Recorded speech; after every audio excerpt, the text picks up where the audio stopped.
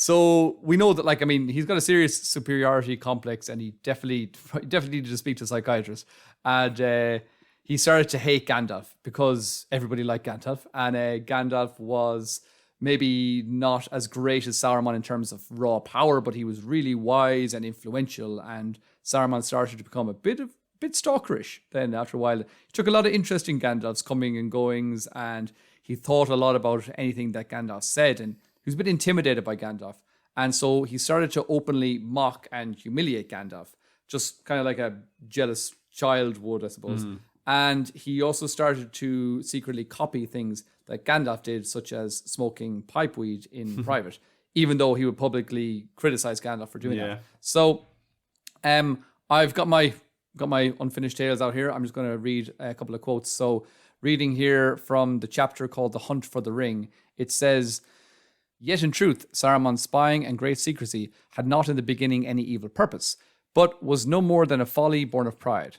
Small matters, unworthy it would seem to be reported, may yet prove of great moment ere the end. Now, truth to tell, observing Gandalf's love of the herb that he called pipeweed, Saruman had affected to scoff at it, but in private he made trial of it, and soon began to use it. And for this reason the Shire remained important to him. Yet he dreaded lest this should be discovered, and his own mockery turned against him, so that he would be laughed at for imitating Gandalf, and scorned for doing so by stealth. This was the reason for his great secrecy in all his dealings with the Shire, even from the first, before any shadow of doubt had fallen upon it."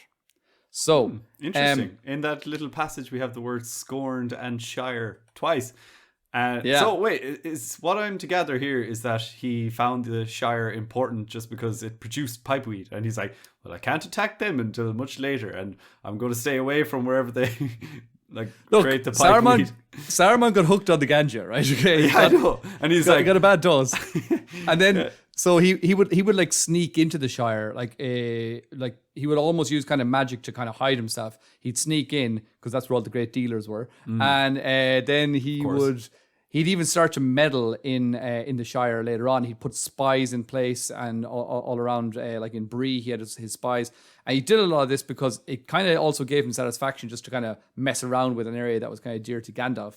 And secondly, because he'd become so paranoid from all that weed, and he'd become so obsessed with gaining power and status that he couldn't imagine anyone else would be different. So he assumed that Gandalf had his own selfish reasons for having an interest in the Shire. So he was like, I reckon Gandalf probably thinks that the One Ring is in the Shire, and he's trying to find it for himself. Like, so it kind of reminds me of Sauron being so power hungry that he couldn't even start to contemplate that someone would want to destroy the One Ring instead of trying to take it for themselves.